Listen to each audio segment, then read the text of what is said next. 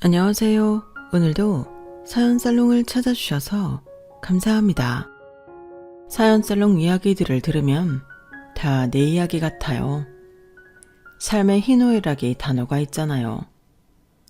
그래서 이곳에 제가 겪은 인생 이야기를 풀어내면 수십 년 동안 품어왔던 제 가슴의 하늘 조금이나마 덜어낼 수 있을 것 같아 용기 내 사연 보내봅니다. 요즘은 이혼이 참 흔하고 재혼도 많이들 하죠. 그런 TV 프로그램들도 많고요. 나쁘지 않은 현상이라고 봐요. 안 그래도 오지랖 넓은 우리나라에서 남 눈치 안 보고 자기 삶의 만족을 찾아가는 게 참 좋잖아요. 하지만 재혼 고려할 때 가장 걸리는 부분이 있죠. 바로 아이들이죠. 아이들 때문에 재혼은 생각하고 또 생각해서 정말 신중히 결정해야 하는 것 같아요.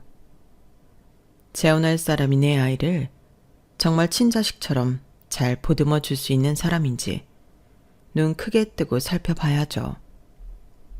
그런 면에서 저희 아버지는 너무 쉽게 이혼하고 아무나 하고 재혼하신 것 같아요.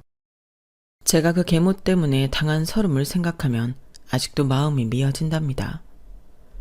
그래서 전 배우자 조건이 이혼 절대 안 할 사람이었어요. 다행히 착한 남편과 아이 낳고 알콩달콩 잘 살고 있네요. 평생 이 마음 변치 않도록 노력하면서 살아야겠죠. 사필귀정이란 말이 맞는 건지 하여튼 그 악독한 계모는 현재 인생의 나락으로 빠지고 말았어요. 제가 복수의 칼날을 갈고 닦아 계모를 끌어내리려고 한 것도 있지만 우리 아버지가 돌아가신 후 지팔자 지가 꼰 것도 있더군요. 완전히 개막장 인간인 저희 계모가 대체 어떤 여편네인지 궁금하시죠? 지금부터 한 편의 드라마 같은 저와 계모의 역사를 풀어나 볼게요. 거의 인간답지 못한 생활을 하고 있는 현재 계모의 상황까지 말이죠. 지금부터 시작할게요. 드디어 50억 부자가 되었다, 수연아. 우리 가족 재산이 내가 원하던 50억으로 불어났어. 내 재테크 수완 죽이지? 지금부터 30여 년 전 50억 재산을 달성하셨다고 하니 현 시세로 따지면 꽤 많은 돈이죠. 아마 몇백억 가치일 거예요. 아빠는 왠지 모르지만 젊은 시절부터 꼭 50억을 모으고 싶다고 농담처럼 말씀하시곤 했어요. 어린 저였지만 저와 엄마는 아빠의 말씀에 코웃음 치곤 했죠. 여보, 50억이 어디 개 이름이야? 5억도 없는 우리가 무슨 수로 50억을 모아요, 참. 수연 엄마, 두고 봐. 내가 꼭 50억 모으고 죽을 거야. 이 박지철이 사전에 불가능은 없다고. 저희 엄마 아빠는 둘 다 흙수저 집안에서 태어나 정말 가난하게 자랐어요. 시골 노지에서 마구잡이로 자란 과일이나 풀 등을 뜯어먹고 데쳐먹으며 굶주린 배를 그나마 채울 수 있었다고 하네요. 아빠는 도매시장에서 음식점에 물건 떼다주는 트럭 기사를 하셨고 엄만 식당 종업원으로 일하며 눈이 맞았어요. 두 분이 결혼할 때만 해도 돈이 너무 없어서 식도 못 올렸고 지금도 부모님 결혼식 사진 한 장 안 남아있네요. 하지만 생활력 강한 부모님은 외동딸인 절 낳고는 하나뿐인 딸에게 절대 가난을 대물림해주긴 싫다는 다짐을 했다고 해요. 절 할머니께 맡기고는 두 분이 합심하여 대출을 많이 끌어와 식당을 차렸고 그게 대박이 나버린 거죠. 아직도 우리 식당에서 밥 먹으려는 사람 줄이 끝도 없이 길었던 기억이 생생해요. 한정식집이었는데 돈가스나 짜장면을 좋아하던 저는 왜 우리 엄마 아빠 가게가 인기가 많은지 당최 이해가 안 갔죠. 그때만 해도 카드보다 현금을 더 많이 쓰던 때라 마감하고 집에 들어오실 땐 현금이 가득 찬 상자를 두세 박스씩 들고 들어오셨어요. 한마디로 현금을 쓸어 모았던 거죠. 부동산에도 밝았던 아빠는 식당 종업원들을 많이 고용하자 운영을 거의 엄마에게 맡기고 서울 요지에 건물을 사고 파는 일을 몇 번 하시더니 몇 년 만에 50억을 뚝딱 만들어 오신 거였어요. 재테크의 귀재였죠. 하지만 어린 제가 느끼는 우리 가족의 분위기는 돈 없었던 시절이 훨씬 따뜻하고 좋았어요. 단칸방에서 엄마 아빠와 살부비며 하하호호 웃던 시절이 아직도 꿈같이 그리워요. 돈이 모이기 시작하자 욕심이 더 생겼던 아빠는 거의 재테크에 미쳐서 집에 잘 들어오지도 않더군요. 집에 몇 주에 한 번씩 들어왔던 아빠가 엄마를 바라보던 눈빛은 점점 싸늘해져만 갔어요. 두 분 사이가 안 좋아지시는 게 어린 저에게까지 느껴지더군요. 맨날 싸우기 일쑤였죠. 아니 수연 아빠, 지금 몇 주 만에 들어오는 거야. 맨날 서울 부동산 보러 다닌다는 핑계로 집엔 들어오지도 않네.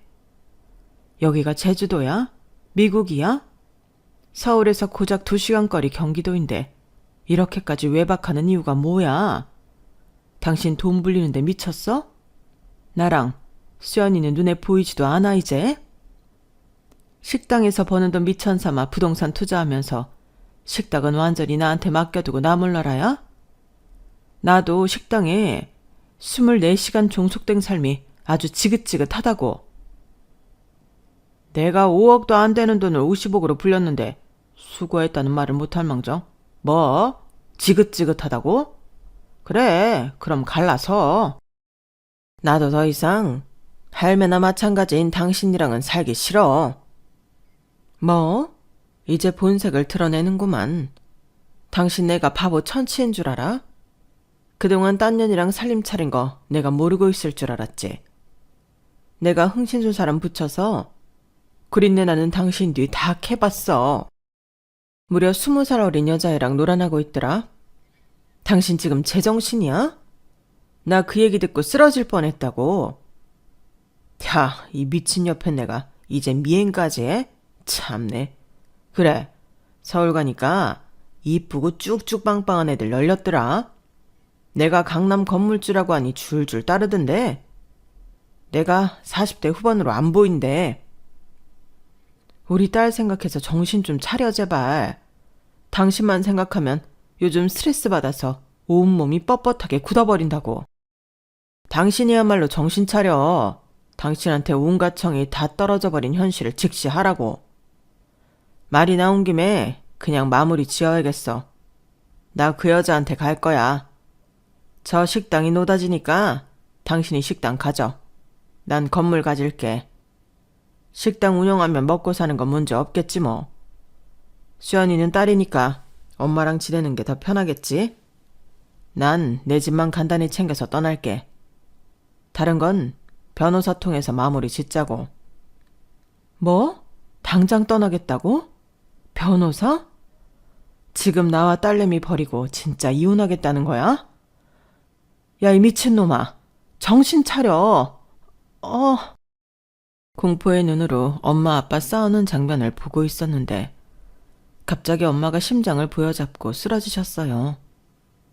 짐 챙기러 가려던 아빠는 심폐소생술도 해보고 허둥지둥대며 엄마를 살리기 위해 갖은 애를 다 쓰셨죠. 하지만 119에 실려간 엄마는 이미 사망하셨다는 판정을 받았고 그게 엄마의 마지막 모습, 음성일 줄은 꿈에도 몰랐어요. 장례식이 끝난 후 아빠는 선언했던 대로 그 20살 어리다는 여자를 집으로 데리고 오셨고 엄마의 사망신고와 함께 그 여자와 혼인신고를 이미 마쳤더군요. 모든 게 일사천리였죠. 전 엄마를 너무 허망하게 잃은 충격으로 실어증이 와서 말을 제대로 못하는 지경에 이르렀어요. 초등학생이던 제가 갑자기 말을 잘 못하게 된 거란 계모의 대답이 아직도 생생하네요. 너 초등학생이 말도 제대로 못하니? 어쩜 그래? 신기하다. 아, 해봐. 혀가 잘못된 거 아니야? 뭐, 난 오히려 편하네. 피도 안 섞인 남의 새끼를 보려니 배알이 꼴렸는데 앞으로 파출부 아줌마 쓸 거니까 그 아줌마랑만 손짓 발짓으로 소통해? 말도 못하는 게 나한테 뭐뭐 해달라 귀찮게 요구하지 말고. 알았지? 파출부 아줌마와 병원을 다니며 실어증을 열심히 치료한 결과 차차 나아지긴 했어요. 그런데 그 과정에서 전혀 도움을 안 준 계모와 아빠가 참 밉더군요. 우리 엄마가 너무 보고 싶었어요. 그렇게 문전성시를 이루던 식당은 주인이었던 엄마가 돌아가시고 계모한테 맡겨지자 제대로 운영될 턱이 없었죠. 점점 손님이 줄더니 딱 6개월 만에 폐업 수순을 밟게 되었어요. 잘 됐네. 안 그래도 임신을 해서 가게 카운터 보는 것도 힘들었는데 이젠 집에서 내 아기나 키워야겠다. 그렇게 그 여자는 우리 집에 들어온 3년 동안 아기를 셋이나 낳았어요. 아들 1명에 아들 쌍둥이 2을 더 낳더군요. 50이 된 아빠는 아들들을 보며 좋아 죽더이다. 아유, 우리 색시 수고 많았어. 아기들이 아주 날 쏙 빼닮았구만. 연년생으로 아들을 3씩이나 낳다니. 강남 건물주니까 아이들을 이렇게 많이 낳을 수 있는 거지 뭐. 내가 보기엔 우리 아빠와 하나도 안 닮은 그 아기들을 보는 제 기분은 너무 이상했어요.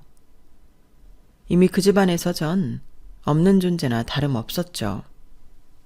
집안의 모든 관심은 연달아 태어난 배다른 동생들로 향했어요. 전 사춘기 나이였지만 때 한번 부릴 수도 없었어요. 누구 하나 제 말을 들어주는 사람조차 없었기 때문이죠. 실어증은 완치됐으나 실어증일 때보다 더 말을 안 하고 사는 삶이 계속되었어요.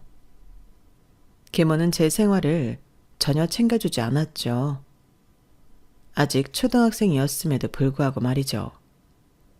제가 유일하게 전화통화하며 마음을 털어놓을 수 있는 사람은 고모뿐이었어요.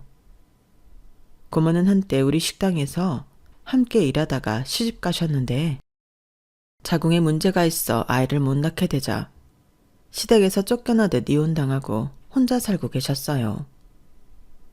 고모, 나 엄마가 너무너무 보고 싶어요. 대체 엄마는 어떻게 하면 내 꿈에 한번 나올까요? 아빠는 계모랑 아기들한테만 푹 빠져지네요. 나한테 관심 가져주는 사람은 세상에 아무도 없다고요. 수연아, 네 아빠가 내 오빠지만 참 야속하구나. 네 엄마가 살아생전에 네 아빠 때문에 얼마나 속을 끓였니. 조금만 참고 살다가 20살 되면 독립하렴. 서울로 대학 가서 열심히 공부하고 일해서 꼭 성공해. 여자도 실력이 있어야 한다. 가끔 하는 고모와 전화통화에 살아갈 힘을 얻곤 했죠. 그렇게 열심히 살아가려던 제게 하늘은 또 한 번 시련을 주더군요. 계모한테서 전화 한 통을 받았어요. 야, 박수연, 너 저녁인데 어딜 그렇게 싸돌아다니는 거야, 조그만 게. 네 아빠 죽었다. 얼른 병원으로 택시 타고 와. 뭐? 아줌마가 뭔데 그런 얘기를 해요? 우리 아빠가 왜 죽어요? 대체 갑자기 무슨 뜬금없는 소리예요?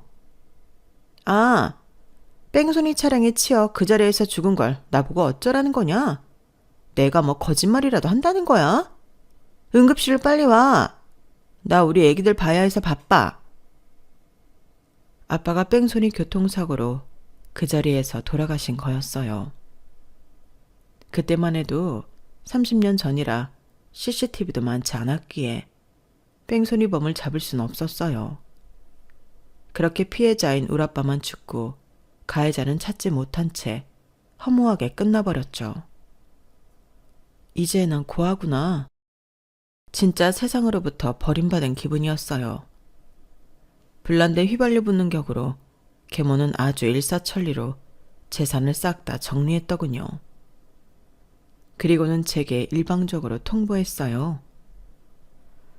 야, 네 아빠 죽었으니 너도 나가서 살아. 네 고모 시댁에서 소방받고 혼자 산다며. 너 고모랑 친하잖아. 그 집 가서 얹혀 살면 되겠네. 얼른 짐 싸. 11살의 어린 나이였지만 내 집에서 나보고 나가라고 하니 어이없었어요. 아줌마, 지금 어리다고 나 무시하는 거예요? 우리 아빠가 부자였는데 그 돈 다 아줌마가 빼앗고 나한테 그냥 짐 챙겨서 나가라는 게 말이 돼요? 그렇게 못해요. 조그만 게?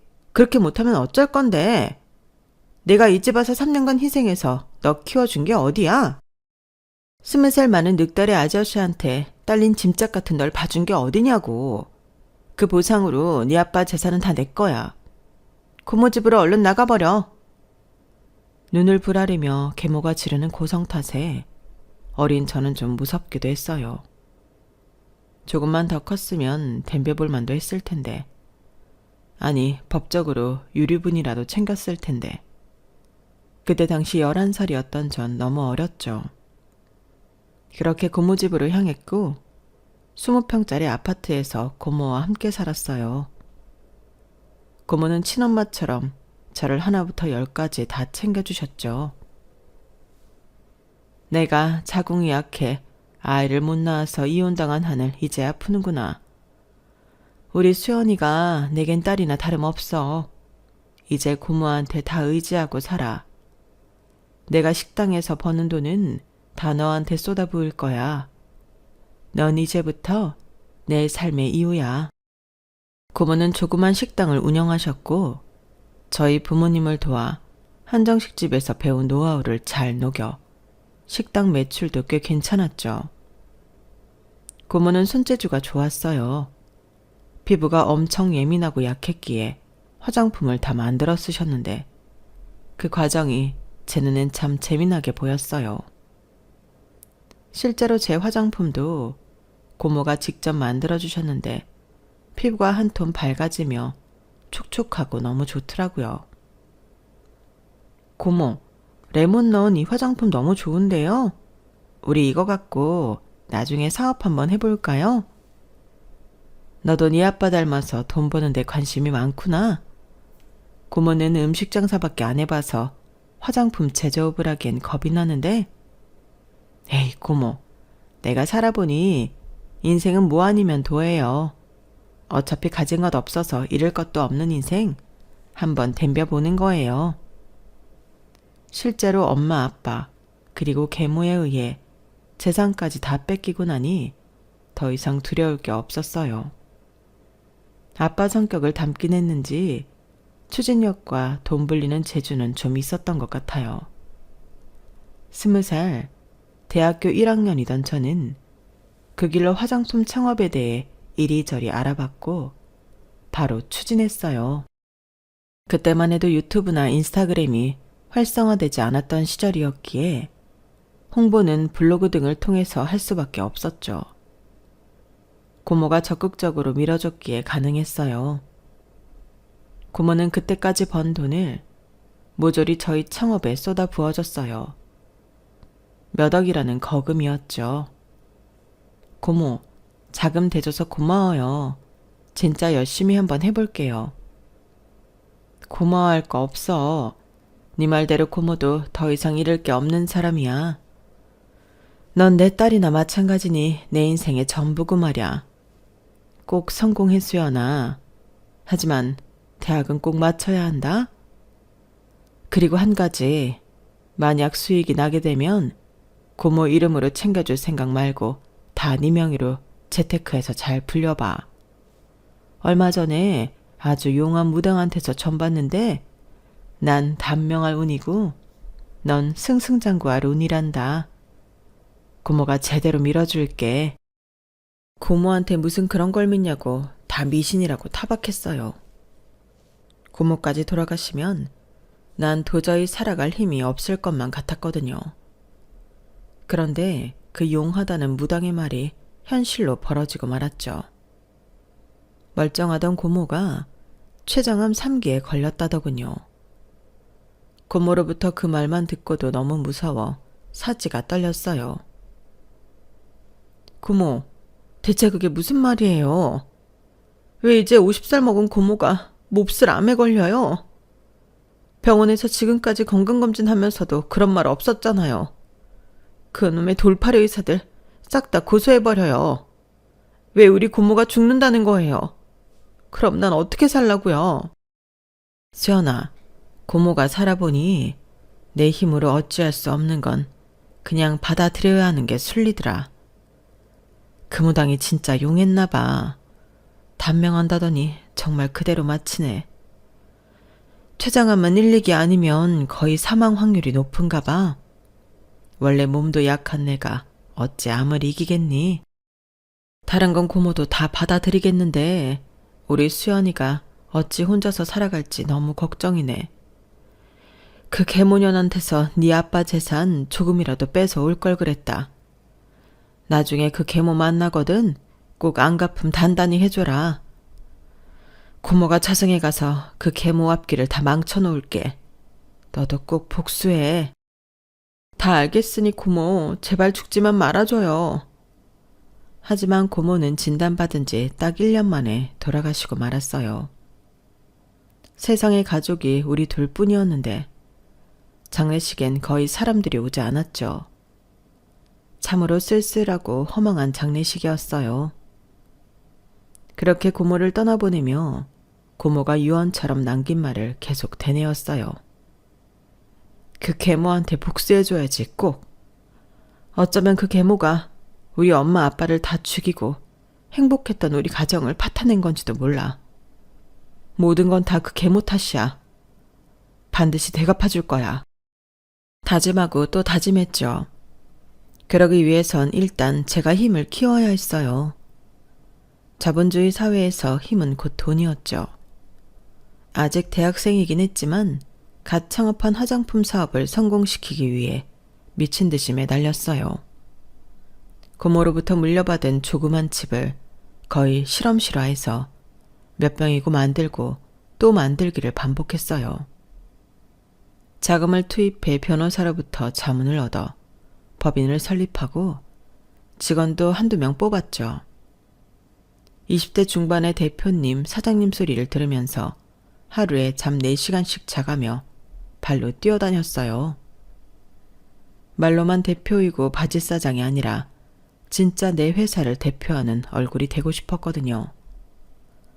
화장품을 깨끗하고 안전하게 생산할 수 있는 라인을 갖춘 공장 한 켠을 임대했고 스스로 영업을 하며 조금씩 발을 넓혀갔죠. PPT를 제작해서 중소 중견기업들에 저희 제품을 홍보했어요. 2-3시간씩 열변을 토하며 직접 발표하기를 수십 번 했죠.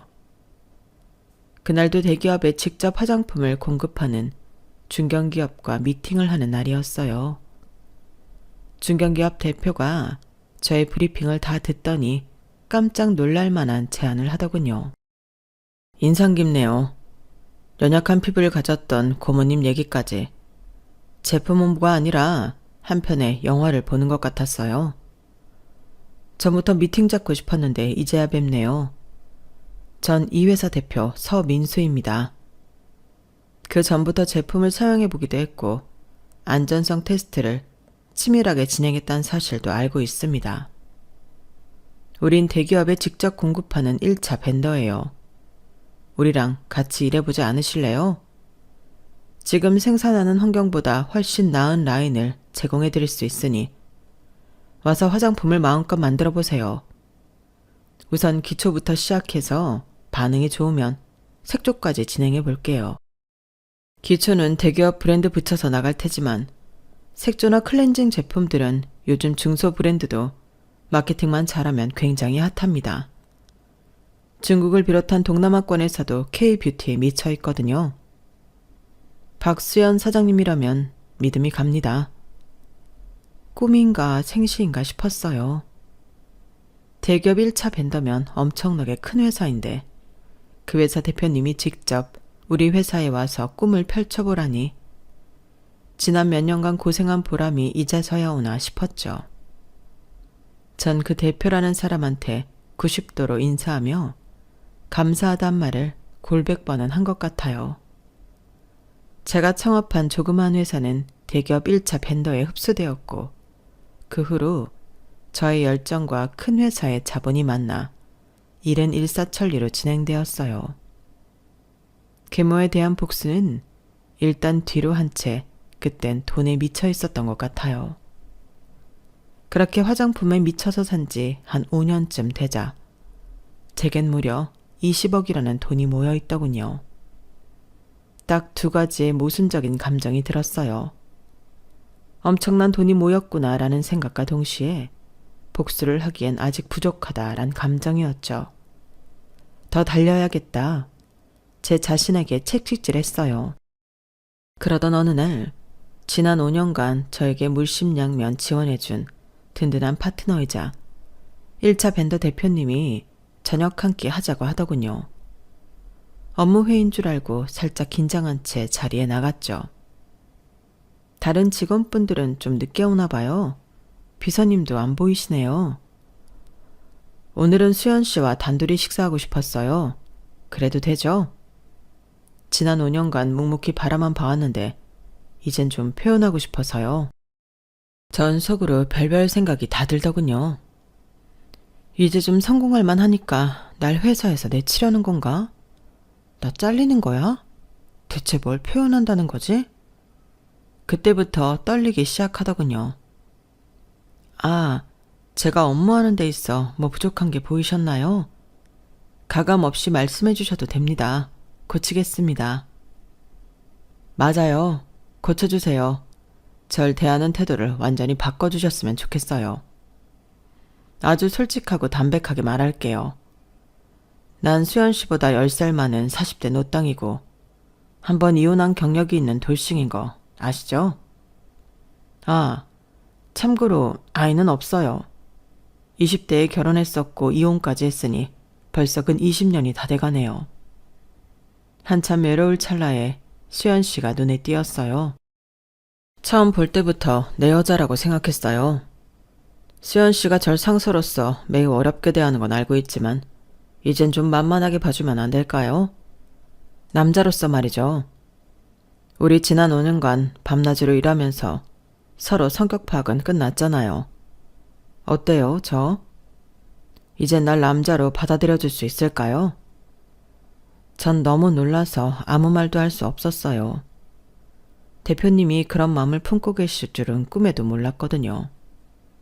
그때부터 다른 의미로 가슴이 터질 듯이 쿵쾅대더군요. 잠깐의 정적 후 그냥 아무 말 없이 서로 쳐다보며 웃었어요. 그리고 테이블 위로 서로 손을 잡았죠. 그게 우리 커플의 시작이었네요. 5년을 함께 일하며 괜찮은 인격의 대표님이라는 건 알고 있었지만 사적인 대화는 안 했기에 당연히 결혼한 유부남인 줄 알았고 이성적인 느낌은 전혀 갖지 않았는데 참 뜬금없는 고백이었어요. 마음속으론 내심 기쁘기도 했고요. 진짜 진국인 남자였거든요. 우리가 커플이 되고 제가 처음 들었던 생각이 뭔 줄 아세요? 이 사람은 죽지 않겠지? 내 곁을 떠나지 않겠지 였어요. 지금껏 내 가족들이 다 죽어서 떠나버렸으니 내겐 헤어짐과 이별이 트라우마로 남아있었거든요. 서로의 마음을 확인하고 사랑에 빠진 우리는 결혼 이야기가 나오기까지 그리 오래 걸리지 않았어요. 결혼 얘기가 나오자마자 그는 비행기표를 건네며 미국에 계신 본인 부모님을 함께 만나 뵙고 오자고 하더군요. 그리고 찾아간 예비시댁은 입이 떡 벌어지는 대저택이었어요. 미국에 대해선 잘 몰랐지만 나중에 알고 보니 헐리우드 유명 배우들도 살고 있다는 부촌 중의 부촌이더군요. 회사 대표이기에 막연히 잘 살겠지라고만 생각했던 전 깜짝 놀랐어요. 더욱 놀란 건 예비 시부모님들의 인성이었어요. 부족하고 모자란 절 진심으로 반겨주시더군요. 우리 며느리 반가워요. 이 머나먼 미국 땅까지 오느라 정말 수고가 많았어요. 보시다시피 이 집엔 사는 사람보다 일하는 사람이 더 많으니 아무것도 할 것 없이 집 구경이나 하고 근처 여행이나 하며 쉬다가 가요. 내 소망이 뭐였는 줄 알아요? 며느리 물 한 방울 튀지 않고 살 수 있도록 해주는 거였어요. 왜냐면 나도 그렇게 살았거든. 한 번 이혼하고 일만 하며 혼자 척척하게 살고 있던 우리 아들내미 구제해줘서 정말 고마워요. 듣자 하니 우리 아들 회사에서 가장 능력 있는 인재라고 들었는데 결혼까지 해주니 얼마나 고맙던지. 하하호호 즐겁게 말씀하시는 시부모님들을 앞에 두고 전 갑자기 눈물이 터져버렸어요. 어른들의 따스함을 너무너무 오랜만에 느껴봤거든요. 먼저 간 우리 엄마와 고모가 미친 듯이 보고 싶더군요.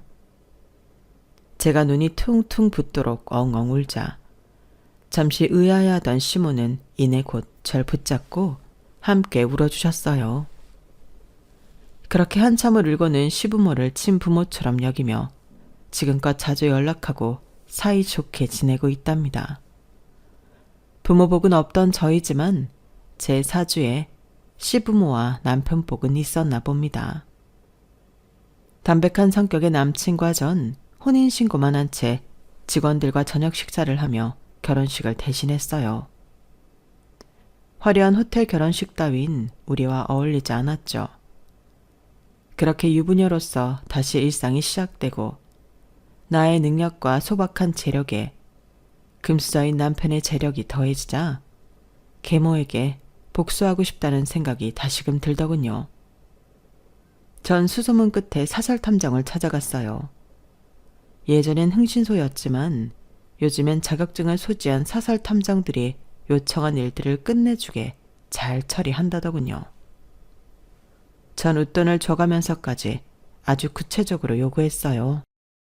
내 아버지 돈을 다 뺏어간 채 어린 나를 버린 계모를 꼭 찾아주시고 현재 가족 상황이며 재정 상황이 어떻게 되는지 낱낱이 알아와 주세요. 뭐든요. 한 달 뒤 사설탐정들이 캐낸 정보들을 가지고 계모가 현 남편과 공동 명의로 갖고 있다던 건물로 무작정 찾아갔어요. 그리고는 근처 부동산을 들어갔죠. 웬 뚱땡이 할배 둘이 희희낙낙대며 낮술을 하며 장기를 두고 있더이다. 저 1층에 햄버거집 있는 건물 제가 사고 싶은데요. 중개해 주실 수 있을까요? 공인중개사가 아닌 그냥 손님으로 보이던 대머리 뚱땡이 할배가 나를 빤히 쳐다보며 한마디 하더군요. 저거? 내 마누라랑 공동으로 소유한 건물인데 나 저거 부동산에 내놓은 적 없는데 무작정 팔으라고? 낯술 냄새를 풍풍 풍기던 그 할배가 바로 계모의 새 남편이었어요. 아, 그러셨군요, 사장님. 와이프분이랑 공동명이셨어요? 저 건물이 탐나서 그런데 저한테 꼭 좀 파실 수 없을까요? 언제 사신 거예요? 다행히 그 할배는 팔랑귀에 자기 과거 얘기하기 좋아하는 떠벌이었어요. 건물을 사게 된 경위와 그 계모에 대해 좀 더 알고 싶어서 살살 구슬리니 줄줄이 다 말하더군요. 남한테 발설해선 안 될 TMI까지 말이죠. 그 할배의 말에 너무 놀랐어요. 내 마누라는 지금 정신병원에 있지.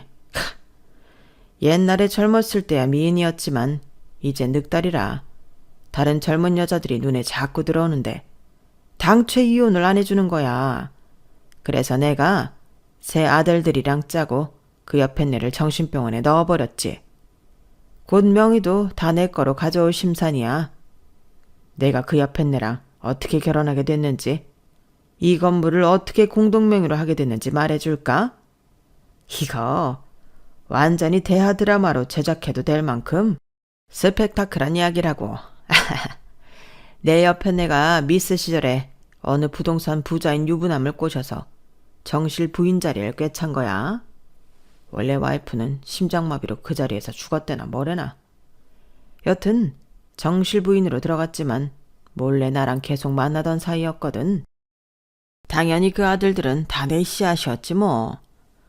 아마 그 유부남은 끝까지 셋 다 자기 아들들인 줄 알면서 죽었을 거야. 아, 글쎄 딱 3년 후에 고맙게도 뺑소니 차량이 그 아재를 탁 치워줬지 뭐야. 우리 마누라가 원래 있던 딸내미 모까지 재산을 다 뺏어오고 귀찮던 딸을 내쫓아버렸다지 뭐야. 난 손 안 대고 코 풀었지 뭐. 그 집에 꽁으로 입성해서 유부남이 남긴 재산 다 나랑 공동명의로 하고 여지껏 떵떵거리며 잘 살았지. 근데 이제 한 20년 살다 보니 딴 여자 품이 그립더라고. 난 부자가 되었으니 술집만 가도 얼마나 인기가 좋은 줄 알아? 김 사장, 자네가 똑똑히 봤지? 내 인기? 그 노인네의 이야기 속 딸내미인 저는 피가 거꾸로 솟는 기분이었어요. 계모가 우리 집에 쳐들어와 우리 아빠의 아들이라며 낳은 세 아들들이 다 다른 남자의 아들이었다니. 저한텐 못되게 굴었지만 우리 아빠한텐 알랑방구를 끼며 애교질을 부리던 계모의 얼굴이 떠오르더군요. 구역질이 났어요.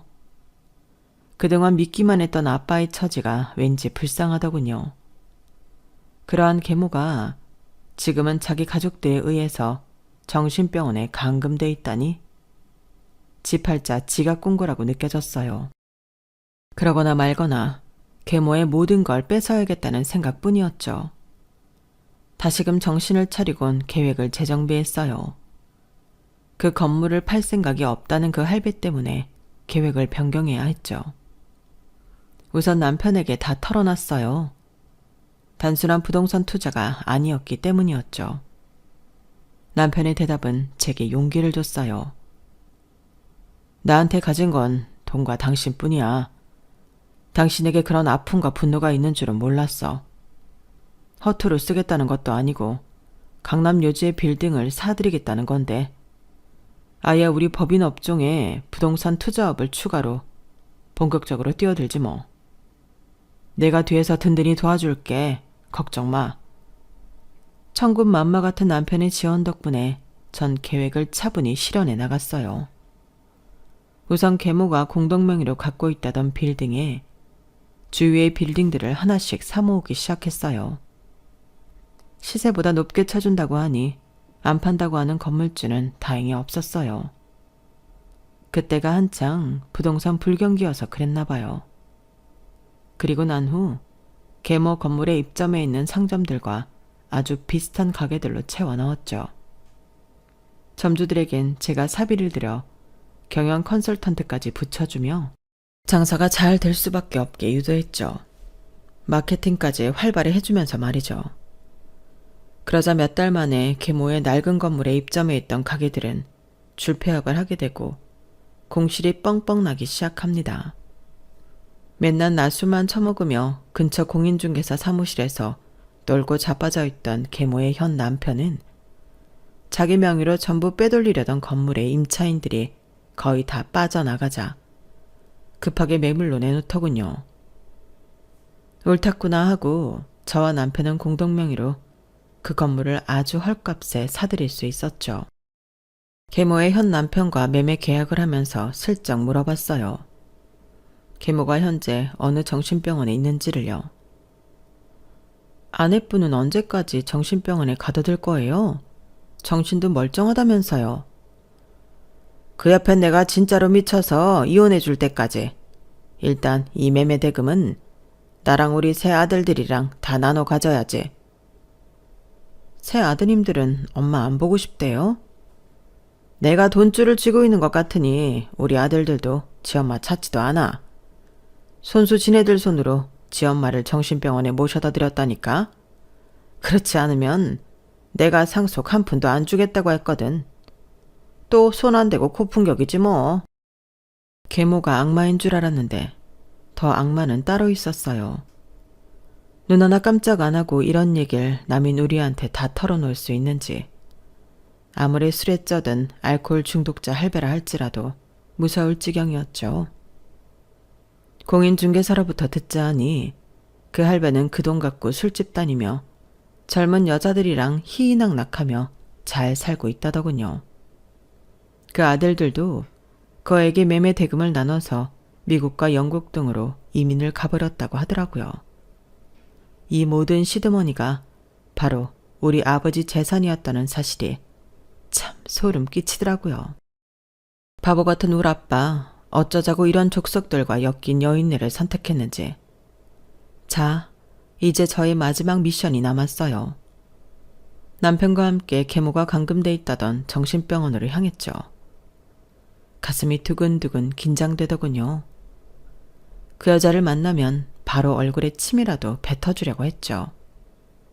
하지만 40kg도 안 나갈 것 같이 피골이 상접해서 눈이 퀭한 계모를 20년 만에 마주하니 진짜 젊었을 적 반반했던 외모의 계모가 맞나 의심스러울 정도였어요.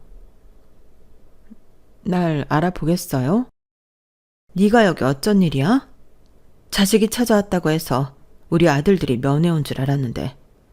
너 박수야 맞지? 내 전남편 외동딸 말이야. 정신병원에 감금됐다고 해서 다 미친 건 아니군요. 당신 남편이 그 건물 나한테 팔고 그 돈으로 강남 유흥업소 돌아다니며 여자 끼고 밤새 술 처먹는 건 알고 있어요. 그리고 당신이 그토록 기다리던 아들 셋은 미국과 영국으로 이민 가버린 건 알아요? 멍청한 노인네 같으니라고. 심지어 우리 아빠와 결혼할 때 낳은 그 아들들은 셋 다 우리 아빠 친자식이 아니라며? 당신은 우리 가정을 파탄낸 주범이야. 지금 정신병원에 갇혀서 불쌍한 척 하지 말어. 천벌을 받아도 싼 마귀알망 같으니라고. 내 아들들이 다 이민 가버렸다고? 진짜 날 이런 곳에 방치해두고 말이야? 내 아들들아, 인간의 탈을 쓰고 어찌 그럴 수 있단 말이냐. 내가 너희를 어떻게 키웠는데. 참네. 그거 알아? 나도 우리 엄마 아빠의 귀한 자식이었어. 우리 고모의 귀한 조카이기도 했다고. 젊은 시절 그 반반한 쌍판떼기로 우리 아빠를 유혹해서 가정을 파탄낸 미친년아. 죽는 날까지 정신병원에 갇혀서 진짜 미쳐버려라. 기어코 침을 뱉고 나왔네요. 그 여자에게 사자우를 내뱉으니 옛날 생각에 제 인생이 너무 불쌍하게 느껴졌거든요. 계모는 악독하게 굴었던 죄를 이제야 받고 있는 듯 했어요. 계모가 정신병원에서 진짜로 미치든지 제정신으로 죽을 때까지 갇혀있든지 떼알 바 아니었죠. 다리에 힘이 빠졌지만 남편과 함께 차까지 기어들어가서는 엉엉 울었네요. 그렇게라도 풀어내지 않으면 진짜 저까지 미쳐버릴 것 같았거든요. 20년 동안 쌓아온 내한을 조금이나마 푼 느낌이었어요. 그 과정에서 남편의 도움이 컸죠. 그 후론 다시 일상으로 돌아왔어요. 그리고 몇 개월 후 기적처럼 아기 천사가 찾아오더군요. 현재 만삭의 몸으로 글을 쓰고 있네요. 제 자식에게 꼭 해줘야겠다는 다짐을 한 건 바로 든든하고 행복한 가족을 만들어주고 싶다는 거예요. 어릴 적 제가 갖지 못했던 가족의 따뜻함, 든든함을 꼭 느끼게 해주고 싶네요. 이런 말이 있잖아요. 하늘은 모든 사람에게 신을 내릴 수 없으니 엄마라는 존재를 두게 했다고요. 엄마는 자식에게 신이자 우주이죠. 돈보다 가족의 사랑을 물려주고 싶은 요즘이네요. 긴 글 읽어주셔서 감사합니다. 지금까지의 제 인생을 여러분께 솔직하게 털어놓으니 속이 다 후련하네요. 이 글을 함께 해주신 여러분들은 저 같은 불행한 경험들은 안 겪으셨으면 좋겠어요. 평범한 인생이 최고잖아요. 일상이 행복하시고 건강하세요. 여러분, 사연 댓글에 응원과 현명한 조언 부탁드려요. 좋아요와 구독은 저에게 큰 힘이 됩니다. 오늘도 좋은 일 가득하세요.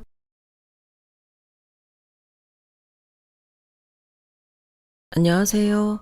오늘도 사연 살롱을 찾아주셔서 감사합니다. 저는 일산에 사는 30대 중반의 여성이에요. 며칠 지나면 외할아버지가 돌아가신 지 1년이 되는 날이네요. 그리고 일주일 후면 제가 이혼 서류를 전 남편한테 보낸 지 1년이 되는 날이 되고요. 오늘은 제가 허심탄회하게 여러분들에게 제 이혼 이야기를 해볼까 해요. 제 이야기를 들으면 왜 처음부터 그렇게 사람을 무시하는 사람들과 연을 맺었느냐고 하실지 모르겠어요.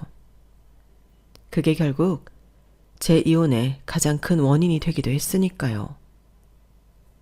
저를 그토록 무시한 사람은 바로 시어머니였어요. 그런 시어머니를 늘 이해하라고 한 남편이 그 다음 원인이었고요. 제가 외할아버지 밑에서 자랐거든요. 엄마와 아빠는 양가가 반대하는 결혼을 했고 저를 낳고도 몇 년간 양쪽 집안에 외면을 당하셨대요. 두 분이 외롭게 살다가 결국은 크게 싸우고 헤어지셨고요. 그러고 얼마 안 돼서 엄마는 돌아가시고 저는 외갓집에 가게 됐는데요. 아빠가 데리고 오고 싶었지만 친가 할머니가 너무 심하게 반대했고 또 그 즈음에 아빠가 재혼을 준비 중이었대요. 이런저런 일이 겹쳐서 저는 외가에서 자라게 된 거죠. 외가에서는 제가 외롭거나 부모 없이 천덕꾸러기로 자란다는 느낌이 들지 않게 정말 잘해주셨어요. 제가 초등학교 6학년 때 돌아가신 외할머니는 늘 제 머리를 매만져 주시며 따뜻하게 바라보셨는데 그 기억이 정말 선명해요. 양계장과 과일농장을 함께 운영하고 계셨던 외할아버지는 제가 기죽을까봐 동네 젊은 부모들한테 요즘 애들 뭐 사줘야 되는지 물어보시기까지 하셨대요. 이건 나중에 제가 다 크고 나서 들은 이야기지만요. 그래서 저는 한 번도 유행이 뒤처지지 않게 없는 게 없이 다 갖추고 학교를 다녔어요. 활발하고 친구들과도 잘 어울렸고요. 그래도 친구들이 부모님과 함께 있는 모습을 보면 저도 모르게 위축이 된 건 사실이었어요. 부럽고 그 순간만큼은 세상에서 제일 외로운 사람이 된 것 같았죠. 그런 생각을 외할아버지한테 들키지 않으려고 애썼고요. 아빠와 다시 만나게 된 건 대학에 들어가고 나서부터였어요. 더 일찍 저를 만나고 싶었지만 여건이 허락하지 않았다고 해요. 지금 가족들 눈치도 보였겠고 외할아버지한테 할 말도 없었을 거예요. 실제로도 그렇다고 하시더라고요. 아무튼 제가 다 커서 만나게 되니 주변에서도 별다른 말이 나오지 않은 것 같아요. 아빠 가족들도 이해해줬고요. 저는 대학을 졸업하고 바로 금융기관에 취직을 했어요. 제 소원이 얼른 돈 벌어서 제 돈으로 외할아버지한테 효도하는 거였거든요. 저를 위해 뭐든 해주시는 외할아버지였으니까요. 그래서 취직하고 맨 처음 했던 게 외할아버지 여행 보내드리는 거였어요. 친한 친구분들과 함께요. 제주도 2박 3일 여행이었고 호텔비는 카드로 할부한 거라서 큰 부담이 없었는데 제가 용돈도 다 드리고 호텔도 좋은데 예약했더니 외할아버지 친구분들이 손녀 대단하다고 난리도 아니었대요.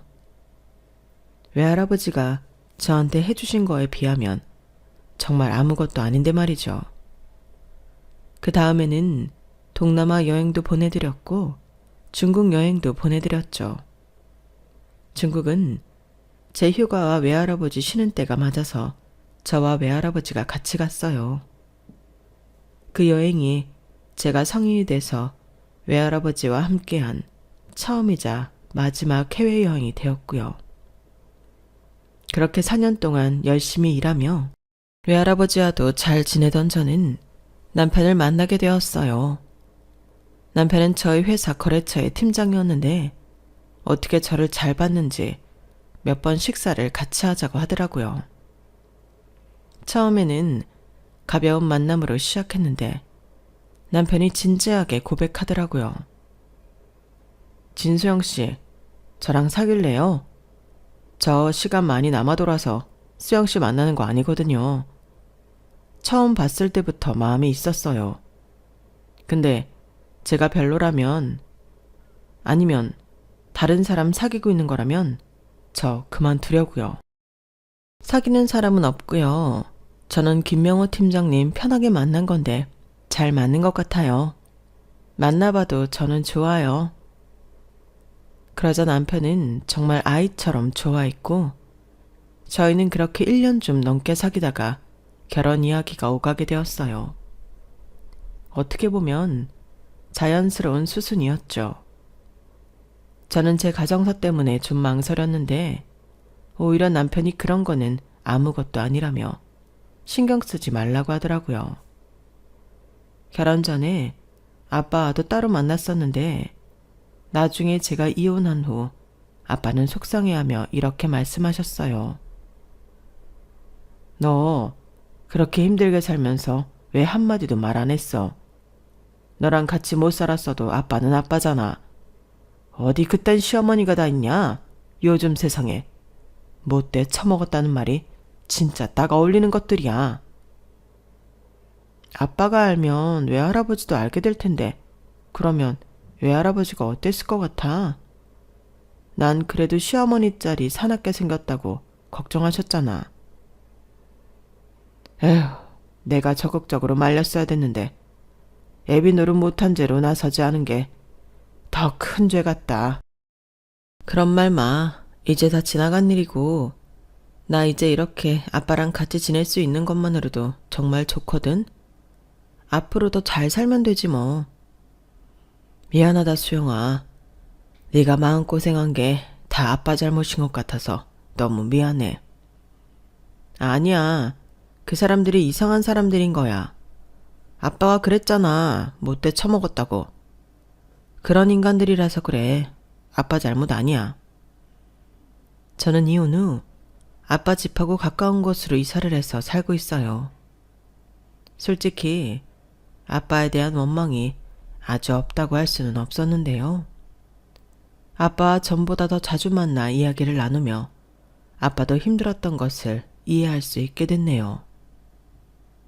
또 어쩌다 보니 아빠 가족분들하고도 가끔 만나게 됐는데 그분들이 평생 저와 엄마에 대한 미안함을 갖고 있었고 저를 한시도 잊지 않았다고 하더라고요. 그런 말들을 들으니 제 마음이 풀린 것도 있어요. 아빠와 가까운 곳에서 지내며 든 생각은 다 자라고 나서는 외할아버지와 더 가깝게 지내지 못했다는 게 마음이 아프더라고요. 제가 대학을 졸업하고 외할아버지한테 가서 그쪽에서 취직해서 살겠다고 한 적이 있었거든요. 그때 외할아버지가 크게 반대하셨어요. 제가 하는 건 무조건 지지해 주시던 외할아버지가 유일하게 안 된다고 하신 거였죠. 그래서 그럼 같이 서울에서 살자고 했었네요. 할아버지, 그럼 나랑 같이 서울 가자. 나 할아버지랑 너무 오래 떨어져 있었던 것 같아. 인서가, 그런 말 마. 그럼 이 닭들하고 과일은 다 어쩌고? 다른 분들이 하시면 되지.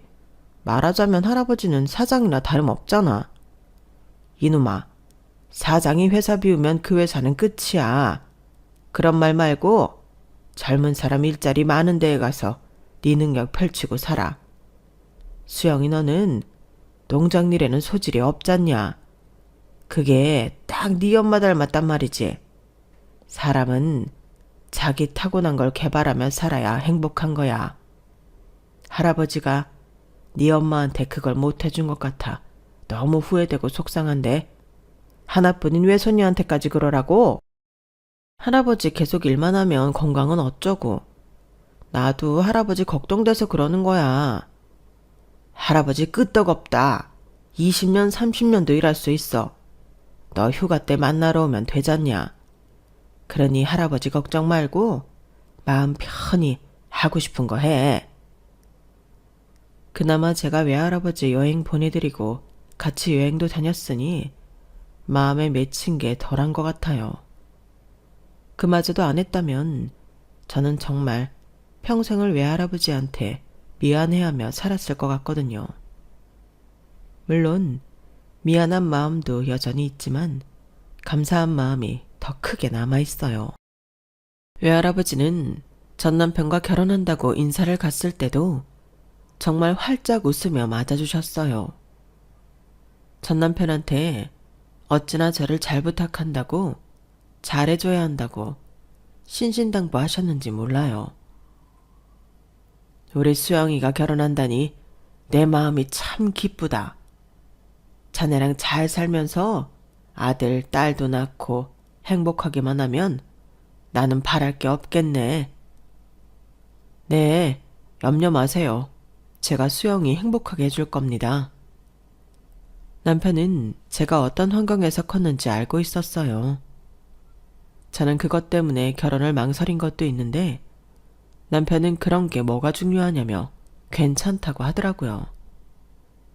그 말을 믿은 제가 잘못이었고요. 그렇게나 좋아하시던 외할아버지는 상견례에서 시어머니를 보고는 걱정을 좀 하셨거든요. 네 시어머니 만만치 않게 생겼다.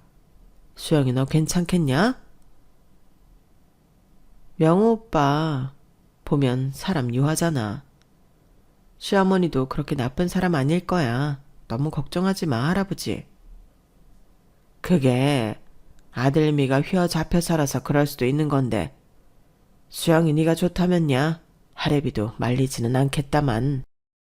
저는 외할아버지를 안심시키기 위해 걱정하지 말라고 잘 지낼 수 있다고 큰 소리 쳤어요.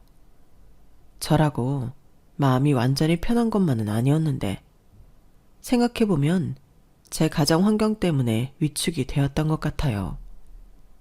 누가 됐든 저 좋다고 결혼하자고 하면 그 사람이 어떻든 그 사람 부모가 어떻든 제가 감수해야 한다고 생각했던 거죠. 제가 그만큼 꿀리고 들어간다 싶었네요. 시어머니가 저를 차갑게 대하는 건 알고 있었지만 남편이 걱정하지 말라며 외할아버지 밑에서 커서도 이렇게 좋은 직장에 다니는 걸 더 대단하게 생각할 거라고 했던 말을 믿고 싶었어요. 나중에 알고 보니 남편은 시어머니가 극렬하게 반대하는 걸 엄청 설득했더라고요. 시어머니가 굉장히 자존심이 세고 뭐든 자기 뜻대로 해야 되는 사람인데 아들이 저랑 결혼 안 하면 연락 끊고 살겠다는 말에 아마 자신이 졌다는 기분이 들었나 봐요. 결혼하고 나서 시어머니는 노골적으로 저를 싫어하는 티를 냈거든요. 내가 정말이지 우리 그 양반 명호 고등학생 때 돌아가셔서 며느리만큼은 부모 다 온전히 있는 애로 얻고 싶었거든. 근데 너 때문에 내 바람이 아주 산산조각이 났어. 네가 어떻게 명호를 흘렸는지 모르겠지만 나는 어림없다. 시어머니는 결혼 전에도 제가 신혼집까지 책임져야 한다고 외할아버지한테 돈으로 압박을 했었어요. 마치 그 정도는 해줄 수 있는 집이어야 결혼시킬 수 있다는 식으로요. 그때 제가 나섰죠. 어머니, 신혼집은 제가 모은 돈으로 해결할 수 있어요. 제 직장이 대출도 잘 돼서 대출 조금만 더 받으면 되고요. 저랑 오빠랑 결혼은 저희 힘으로 하기로 했으니 그런 말씀은 안 하셔도 될 것 같아요. 어머니도 저희 결혼이 금전적으로 보태기 어렵다고 하셨다면서요. 그래서 저희가 그렇게 결정했어요. 너무 걱정 마세요.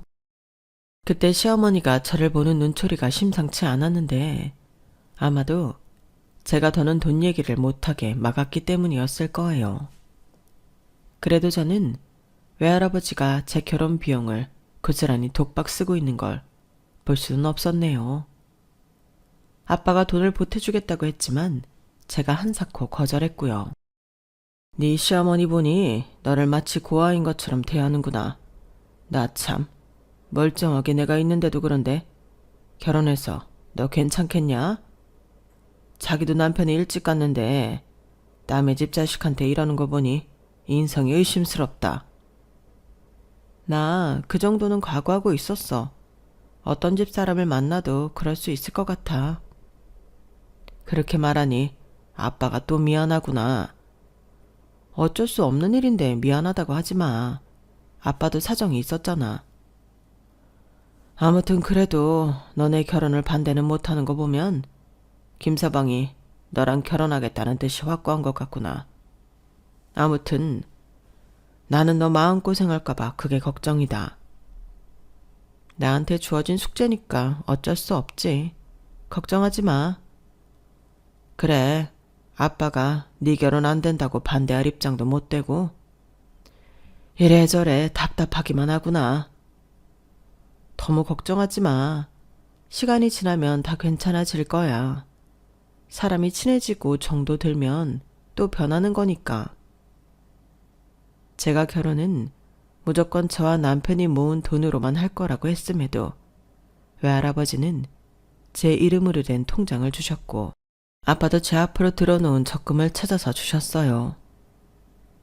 외할아버지 통장에는 1억 5천만 원이나 들어있었고 아빠는 저한테 5천만 원을 보내주셨네요. 돈 액수가 많은 것도 놀랐지만 그보다도 저는 두 분의 마음이 느껴져서 정말 든든했어요. 정서적 안정감이 느껴지더라고요. 시어머니는 자신이 말한 대로 저희 결혼에 보탠 돈은 없었어요. 다만 저희 신혼여행 갈 때 친척분 여행사 얘기를 해서 호텔하고 비행기값만 해주셨네요. 엄밀히 따지자면 그건 그 친척분이 울며 겨자 먹기로 저희한테 결혼 선물한 거나 마찬가지였죠. 저는 시어머니가 은근히 외할아버지를 무시하고 있다는 걸 알았기 때문에 일부러 외할아버지가 저한테 1억 5천만 원이나 줬다는 말을 했어요.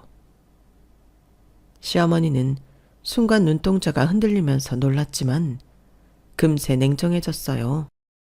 노인네가 아주 손녀 결혼 못할까봐 전 재산을 쏟아 부으셨구나. 그 돈 보내놓고 니네한테 나중에 손 벌리는 건 아니겠지? 그건 내가 용납 못한다. 그거 외할아버지 전 재산 아니에요. 그냥 제 이름으로 어릴 때부터 만들어주신 통장이고요. 그 돈 아니어도 외할아버지 재산 있으니 저희한테 손 벌릴 거라는 걱정은 안 하셔도 돼요. 잘났다 그래. 어쨌든 네 외할아버지 꼬깃꼬깃 모아놓은 돈 아니겠냐? 시골에서 농장이나 하는 양반이 뭐 그리 풍족하다고 그렇게 자존심을 내세우니? 니들한테 신세만 안 지면 그만이다. 네 외할아버지가 너 시집에 할 말 없게 만들지 않은 것만도 잘하신 거는 맞구나. 네가 조부모 복은 부모 복만큼 없지는 않다는 건 알겠다. 네, 이렇게 손녀 대학까지 보내고 누구나 부러워하는 직장까지 갈 수 있게 하는 외할아버지가 우리나라에 몇이나 있겠어요. 저 외할아버지 복 많은 거예요. 외할아버지 덕분에 저희 신혼생활에 비자금 생긴 거니 명호 오빠도 제 덕복을 살 거예요. 자꾸 외할아버지를 깎아내리는 게 속상해서 끝까지 할 말을 했더니 시어머니는 저를 무섭게 노려보기만 할 뿐 더 이상 아무 말도 하지 않았어요. 외할아버지는 저한테 시댁에 가서도 기죽지 말고 할 말도 하고 당당하게 지내라고 늘 당부하셨고 저는 외할아버지 말씀대로 했네요. 그렇다고 막 선을 넘어서 말대답을 한 건 아니었고요. 하지만 시어머니가 하도 저희 친정을 무시하니 저도 결국에는 말이 좋게 나가지 않더라고요. 남편은 그럴 때마다 저와 시어머니 눈치만 봤고요. 이런 일이 쌓이다 보니 몇 달 안 돼서 남편과도 계속 싸우게 됐어요. 부부 사이에도 좋지 않은 영향을 미치게 된 거죠. 제가 아무리 시어머니한테 잘하려고 매주 시댁에 가서 시어머니 하자는 대로 해도 꼭 가슴에 가시 박히는 말로 저와 친정을 모욕했어요. 그러다가 외할아버지가 허리 디스크 때문에 서울 병원에 오실 일이 있었는데 시어머니가 갑자기 저를 부르더라고요. 예, 나 친구들 만나러 가야 되는데 반찬 하나씩 하기로 했거든? 네가 와서 반찬 좀 만들어라. 아니, 김밥 싸라 김밥. 며느리 들였다고 뭐 제대로 하지도 못했는데 며느리가 만든 김밥은 먹어보게 해줘야지 않겠어? 어머니, 제가 지난주 말씀드린 대로 오늘 외할아버지 서울 병원에 오셔서 거기 가봐야 해요. 병원 진료 끝나고 입원할지 말지 결정도 해야 돼서 제가 같이 있어야 되거든요. 죄송하지만 오늘만 어머니가 해놓으신 반찬 가져가시면 안 될까요? 일반적인 상식으로는 그러면 그렇게 하라고 하지 않나요? 사돈 집안에 자기보다 나이도 더 많은 어른 일이잖아요. 그런데 시어머니는 그렇지 않았어요. 아주 불쾌하다며 이러더라고요. 나는 말만 그런 줄 알았지. 진짜 네가 병원까지 갈 줄은 몰랐다. 아니, 네 외할아버지가 애도 아니고 병원 진료 혼자 못 보시는 거 아니잖니? 혹시 거기에 우리 아들 대동하는 건 아니지? 우리 아들 시간 괜히 뺏지 마라. 어머님 아들 시간 안 뺐고요. 그렇게 따지면 어머니도 혼자 반찬 만드실 줄 알잖아요. 왜 꼭 저한테 하라고 하시는데요? 어머니, 저한테 외할아버지가 어떤 분인지 아실 텐데. 그런 식으로 말씀하신 건 아닌 것 같아요. 아유, 이래서 나이 드신 양반들은 얼른 돌아가셔야 돼. 애들 앞길 막는 것도 아니고 괜히 시간만 뺐잖아. 어머니, 지금 저희 외할아버지 돌아가시라고 하시는 말씀이세요? 내가 언제 그렇댔니? 말이 그렇다는 거지. 그럼 어머니도 저희 앞길 막지 않게 얼른 돌아가셔야 된다는 생각하고 계시나 봐요. 야, 너 그게 무슨 뜻이냐? 나 죽으라는 거냐? 저도 말이 그렇다는 거지. 어머니 돌아가시라는 거 아니었어요. 저게 진짜 못 베어먹고 자란 티를 내느라 저러지. 아, 네가 그러니 돌아가신 네 엄마 욕먹이고 네 아빠 욕먹이는 거야. 알아? 네, 그건 어머니 생각이니까 어쩔 수 없고요. 그래도 외할아버지한테만큼은 함부로 말씀하지 말아주세요. 지금 저나 오빠 주변 친구들보다 마음의 여유 갖고 사는 거 다 외할아버지가 주신 통장 덕분이거든요. 어머니, 저희 결혼하는데 뭐 해주셨어요? 없잖아요. 그러니 외할아버지한테 그러지 말아주세요. 시어머니는 할 말이 없으니 제가 못돼 먹었다는 말만 반복하다가 전화를 끊더군요. 저는 그때부터 시어머니한테 잘하기로 한 마음을 싹 접었어요. 아니, 전혀 하고 싶지 않았어요. 그래서 매주 주말마다 시댁에 가지 않았고 꼭 필요한 일이 있을 때만 갔죠. 남편은 은근히 불만을 내비쳤지만 대놓고 말은 하지 못했어요. 자기가 봐도 자기 엄마가 저한테 너무하는 게 보였겠죠. 시어머니는 제가 엄마 없이 커서 살림도 거칠게 하고 교양이 없다며 늘 비난만 했거든요. 거기에 더해 저희 아빠 욕까지 했어요. 제가 가끔 아빠를 만나서 식사를 하는데 그것까지 못마땅해 하더라고요. 어떨 때는 아빠가 남편도 같이 부를 때가 있었는데 시어머니는 남편이 아빠를 만나러 가는 걸 그렇게 싫어했어요. 아니, 널 키워주지도 않은 양반을 우리 명호가 뭐하러 만나러 가야 되는데? 그것도 나 만나러는 오지도 않으면서 둘이서 쌍으로 네 아빠를 보러 간다는 게 말이 되냐? 남편이 듣기에도 시어머니 말이 심했는지 얼른 말을 막더라고요. 엄마, 내가 언제 장인어른 뵌 적 있다고 그래. 결혼하고 딱 한 번 배웠고 이번이 두 번째야. 엄마는 그보다 더 많이 보러 왔잖아. 요새도 나는 거의 매주 엄마한테 오다시피 하는데 한 번쯤 갈 수도 있지. 그래도 명색이 장인어른이시잖아. 사위 부르는데 안 갈 수 있어? 그러자 갑자기 시어머니는 눈에 쌍심지를 켜고 저를 보며 말했어요. 너지? 네가 명우한테 이렇게 말하라고 시켰지? 니네 아빠 만나러 가야 된다고 세뇌시킨 거지? 어머니 진짜 말씀이 지나치시네요. 왜 저희 아빠 만나는 것까지 어머니 간섭을 받아야 되는지 모르겠고요. 정 그렇게 불만이면 저만 만나고 오겠습니다. 저는 더 이상 싸우기 싫어서 그 정도로 마무리하고 집에 왔죠. 남편도 말로는 미안하다고 했지만 은근히 시어머니랑 비슷한 생각을 갖고 있더라고요. 굳이 저를 키워주지 않는 아버지 만나야 되냐며 좀 귀찮아하길래 저도 말했어요. 이런 식으로 생각하면 나도 시어머니 보러 더 안 갈 거야. 불만 없지? 우리 친정 이렇게까지 무시하는 걸 나도 참을 이유 없잖아? 그때부터 저희 사이는 더 거리가 생기기 시작했어요. 남편과의 사이도 전보다 더 안 좋아진 거죠. 그러다가 결혼하고 첫 명절이 되었는데요. 이미 그 전에 저는 남편과 의논해서 외할아버지 찾아뵙는 날하고 시댁에 가는 날을 겹치지 않게 말해놓았어요. 남편한테 이것만은 제발 지키자고 제가 간절히 부탁을 했고 남편도 알겠다고 했던 일이었죠. 그리고 시댁에 가기 전에 잠깐 짬을 내서 아빠와 함께 점심을 먹기로 했고요. 그럼에도 시어머니는 그것까지 간섭을 하고 잔소리를 했어요. 아니 너는 그렇게 친정만 챙기니? 왜 네 아빠를 굳이 만나야 되는데? 너도 참 우리 아들 피곤하게 만들며 산다. 너는 이제 이 집 식구야. 그럼 자기 집을 챙겨야지. 왜 따로 살고 가족까지 있는 네 아빠를 챙긴다고 오지랖이야.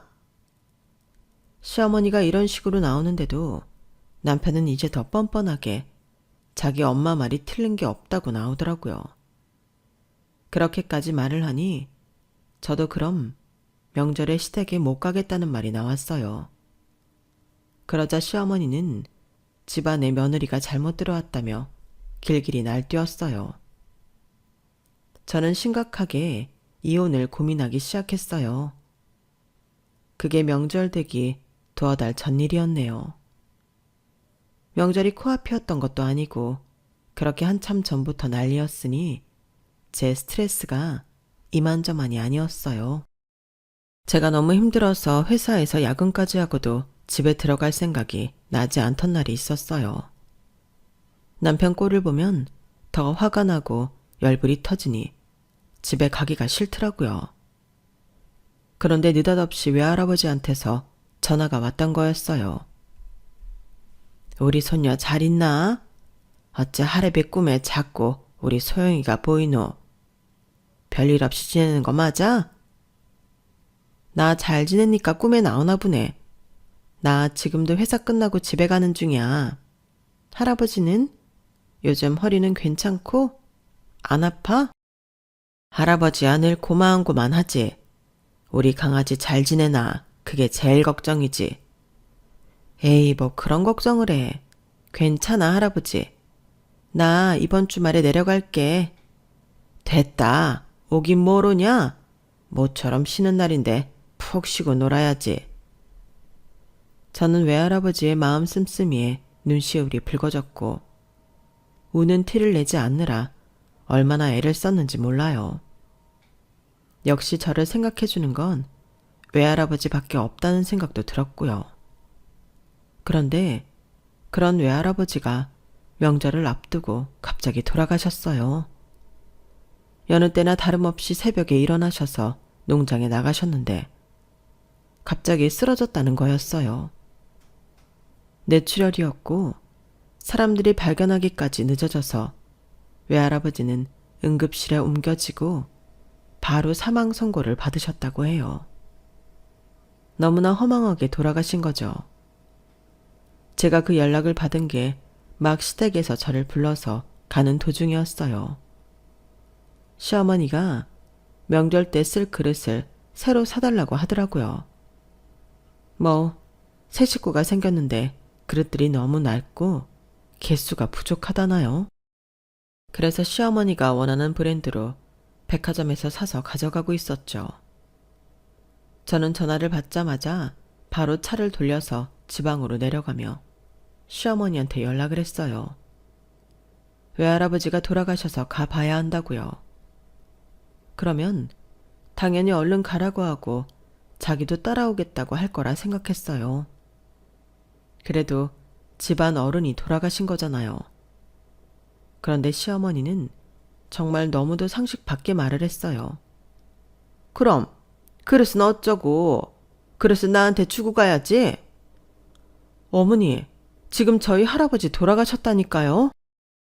예, 네 외할아버지 언제 돌아가셔도 이상하지 않을 양반이었다. 나이는 90 다 돼가서 마음의 준비는 하고 있었던 거 아니냐? 그거 몇십 분쯤 늦는다고 뭐 큰일 나니? 그 정도면 니들 평간호 안 시키고 아주 잘 돌아가신 거다. 그러니 나한테 그릇 갖다 주고 가려무나? 어머니, 진짜 해도 해도 너무하시네요. 누가 어머니 돌아가실 때 살 만큼 살다가 죽었으니 슬퍼하지 말라고 하면 어떨 것 같으세요? 그리고 저한테는 외할아버지 돌아가신 거 굉장히 큰 거예요. 제 할아버지인 동시에 제 부모님이었다고요. 됐으니까 어머니 그릇은 어머니가 사세요. 아니, 너는 이제 이 집 식구야? 네 외할아버지 식구가 아니라고. 그리고 니네 아빠가 사위면 사위가 알아서 장인어른 장례 챙기면 되는 건데 왜 너는 네 위치를 자꾸 착각하냐? 그러면서 날 가르치려 들어? 진짜 버르장머리 없기가 하늘을 뚫는구나. 당장 오지 못해. 저는 그 순간 정신줄이 탁 끊기는 느낌이었어요. 나 댁 같은 여자랑 같은 식구 아니니까 그런 줄 알아. 줏대 없고 댁 눈치나 보는 댁의 아들하고도 안 살 거니까 그렇게 알아. 그렇게 소리를 지르고 전화를 끊고는 남편한테도 연락했어요. 나 너랑 이혼할 거야. 그러니까 그런 줄 알아. 더는 비상식적인 네 엄마 상대 못하겠다. 근데 너는 한 게 뭐 있어? 네 엄마 이해하라는 말만 하고 결국 나한테 모든 걸 뒤집어 씌우더라. 너랑 끝이야. 그러니까 너도 외할아버지 장례식 오든지 말든지 알아서 해. 저는 전화를 끊고는 차 안에서 엉엉 통곡을 하며 병원 장례식장으로 갔어요. 아빠는 이미 와서 외할아버지 농장 직원분들하고 빈소를 차려놓고 계셨고요. 저는 그렇게 외할아버지 돌아가시는 순간도 보지 못하고 조문객들을 맞이하게 됐어요. 남편과 시어머니는 저한테 연락 한 통도 없었고요. 그러다가 마지 못해서 마지막 날 늦은 시간에 둘이 찾아왔더라고요. 저는 아예 외면하고 두 사람 얼굴을 쳐다보지도 않았어요. 저는 이미 아빠한테도 남편과 시어머니 이야기를 했고 이혼하겠다는 말도 해놓았어요. 아빠 역시 남편을 아주 차갑게 대했네요. 시어머니는 저희가 어떻게 하든지 말든지 상관없다는 표정으로 밥만 처먹고 있더라고요. 정말 어찌나 꼴보기 싫은지 그 인간들이 내는 조의금도 돌려주고 싶은 심정이었어요. 하지만 마침 외할아버지 변호사가 와서 저를 불렀기에 저는 남편과 시어머니를 상대하지 않아도 됐었죠. 대신 아빠가 두 사람한테 하는 말이 제 귀에 들렸어요. 지금 수영이 장인어른 유언장 확인하고 상속 얘기하고 있으니까 두 사람은 식사 끝나면 돌아가세요. 그런데 그 말에 시어머니가 다급하게 대꾸하는 거였어요. 상속이라뇨? 뭐 받을 게 있는 거예요? 그 짜끄만한 시골 땅에서 뭐 나올 게 있답니까? 소영이 외할아버지 양계장하고 과일농장 하시는 거 아니었어요? 그럼 거기 물려받는 건가요? 남편까지 궁금해하는 걸 보니 이 인간들이 왜 저러나 싶은 생각이 들더군요. 그러자 아빠가 말씀하셨어요. 장인어른 양계장하고 과일농장? 그거 농업법인회사야. 자네 그건 몰랐나 보군. 사부인께서도 뭘 잘못 알고 계시고요. 저는 듣다 못해 변호사에게 양해를 구한 후 두 사람이 있는 자리로 왔어요. 됐어요, 아빠. 상대하지 마. 어머니는 끝까지 저희 외할아버지를 모욕하시네요. 시골에 있으면 다 못 살고 가난한가요? 장례식장에까지 와서 이런 식으로 말씀하시다뇨. 저 저 회사 처분하면 20억은 제가 받아요. 게다가 외할아버지 아파트랑 땅도 있고요. 이걸 다 저한테 물려주시겠다고 하셨다네요. 저는 외할아버지가 생전에 그런 유언장 남기신 줄도 몰랐어요. 아빠는 이미 알고 계셨다고 하네요. 아빠가 저한테 바로 물려주는 걸 동의하셨대요. 이제 궁금한 거 풀리셨으면 그만 일어나세요. 저 우리 외할아버지 이런 식으로 끝까지 무시하는 사람들 조문 받고 싶지 않아요. 외할아버지도 반기지 않으실걸요? 이제 좀 가주시죠. 분위기 흐리지 말고. 그런데 그 말에 더 태도를 확 바꾼 건 시어머니보다 남편이더군요. 소영아, 니네 외할아버지 이렇게 대단하신 분이었어? 그런 말을 왜 진작에 안 했어? 네가 그 재산을 다 받는다니 나까지 갑자기 든든해진다. 야, 김명호, 네가 왜 든든한데? 내 상속인데 왜 네가 든든하냐고. 너 잊었나 본데 내가 이혼한다 그랬잖아. 너 그때 아무 말도 안 하지 않았어? 나한테 문자 한 통도 없다가 오늘 나타난 거잖아. 그것도 마지 못해서. 아마 이혼할 때 귀책 사유로 들어갈까봐 그런 것 같은데 갑자기 왜 이래? 아니 그게 그런 거 한 번씩 생각해 볼 수 있는 거잖아. 이혼이니 뭐니 하는 거 살다 보면 한 번쯤 다 그런 생각 한다더라. 그렇다고 무슨 진짜 이혼이야. 그건 안 되지. 남편의 말에 옆에서 시어머니도 끼어들었어요. 명호 말이 맞다, 얘. 네가 우리 집 며느리 된 지 얼마나 됐다고 이혼이야. 너 여자가 이혼해서 사는 게 어디 쉬운 줄 아니? 안 그래도 너 외할아버지 손에 자란 것 때문에 눈총 많이 받아. 거기다 돌싱까지라는 딱지까지 붙일래? 너 명호랑 이혼하고 살면 재미없다. 그럼 말도 안 되는 소리 하지 마라. 그러자 아빠가 테이블을 손으로 탕 치면서 큰 소리를 냈어요. 뭐가 어쩌고 저쩌요? 우리 딸이 누구한테 눈총을 받는답니까? 이날이 때까지 댁들 만나기 전에는 이런 취급 받아본 적 없는 애예요. 내가 잘 알아요. 장인어른이 얼마나 귀하게 키우고 구김살 없이 키웠는데. 내가 소영이 친구들 다 만나봐도 소영이 외할아버지랑 살았다고 그걸로 눈치 주는 사람 한 명도 없었습니다. 댁들만 이러지, 댁들만. 댁들 같은 인간하고 사느니 차라리 돌싱 소리 듣는 게 낫습니다. 그리고 요즘 같은 세상에 돌싱이 흠입니까? 아빠의 고함 소리에 장례식장 사람들 시선이 전부 시어머니와 남편한테 쏠렸어요. 두 사람은 어쩔 줄 몰라 하더군요. 이번에는 제가 말했어요. 진짜 마지막까지 흉한 모습 보여주네요. 와, 진짜.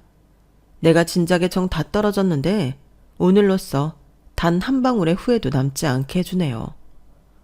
정말 감사합니다. 댁들 이러는 거 우리 외할아버지 재산 있다는 말에 이러는 거잖아. 진짜 신물나고 징그러운 인간들이네. 이봐요 아줌마.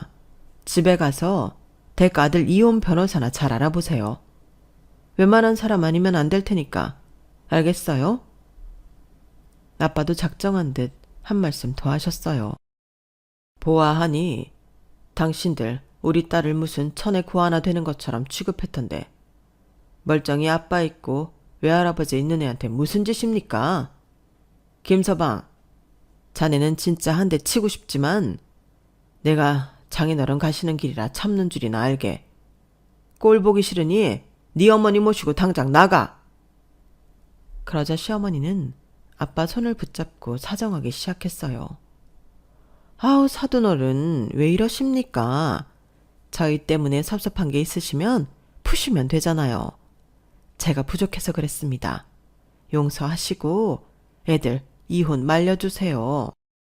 아빠는 시어머니 손을 탁 쳐내며 말씀하셨어요. 됐습니다. 이제 와서 그런 말 한들 그게 진심이 아니라는 것 정도는 저도 압니다. 우리 딸도 알고 여기 있는 사람 다 알 겁니다. 당신이 우리 장인어른 재산 노리고 이러는 거. 주변 사람들이 매서운 눈으로 시어머니와 남편을 노려보자 두 사람은 허둥지둥 자리를 떠났어요. 장례를 다 마친 후에 저는 바로 이혼 서류를 남편한테 보냈지만 남편은 끝까지 도장을 못 찍겠다고 버티더군요. 그래서 저는 그동안 저한테 어떤 부당한 대우를 했는지 일일이 증명해서 위자료 청구 소송을 냈어요. 처음에는 남편이 어디 한번 해보라며 큰 소리 치더니 나중에는 위자료를 안 내려고 아주 이런 말 저런 말로 저를 회유하려 들더라고요. 저는 끝까지 안 받아주고 소송을 진행했고 남편은 결국 한 푼도 못 받고 저한테 돈만 줘야 하는 걸로 이혼 소송은 끝이 났어요. 남편하고 시어머니가 분해서 어쩔 줄 몰라 하던 모습을 보고 어찌나 속이 시원하던지요. 저는 그 후에 아빠가 사시는 곳으로 이사를 와서 살고 있어요. 직장에서는 조금 거리가 있지만 그래도 이제 이 땅에 남은 유일한 저의 피부치가 아빠니까요. 아빠는 제가 이혼하게 된 걸 본인 탓이라고 하시며 마음 아파하셨지만 저는 인생 공부 잘했다며 아빠를 위로해드렸어요. 실제로도 그랬고요. 저는 앞으로 더 잘 살 것 같거든요. 회사도 잘 다니고 있고 외할아버지가 주신 재산도 있으니 무서울 게 뭐 있나요? 게다가 옆에 아빠도 있잖아요. 요즘은 아빠 가족분들도 제 편이 되어주신 것 같아 정말 마음이 든든해요. 그럼 저 앞으로 더 잘 살라고 응원해 주시길 부탁드리며 제 이야기 마칠게요. 들어주신 분들 모두 감사드려요. 다들 행복하세요. 여러분, 사연 댓글에 응원과 현명한 조언 부탁드려요. 좋아요와 구독은 저에게 큰 힘이 됩니다. 오늘도 좋은 일 가득하세요.